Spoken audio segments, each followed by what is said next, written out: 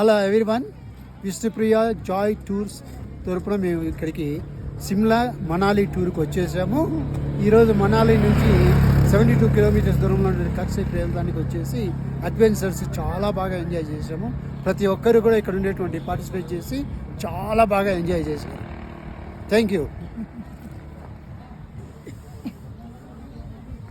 Hello hi, మేము ఇవాళ Vishnupriya trips tours నుంచి వచ్చాము. మేము ఫస్ట్ రోజు ఢిల్లీ, సిమ్లా, ఇవాళ మనాలిలో బాగా వింటరు, చలికి చలి, మంచు అంతా బాగా ఎంజాయ్ చేసాము, బాగా ఆడుకున్నాము.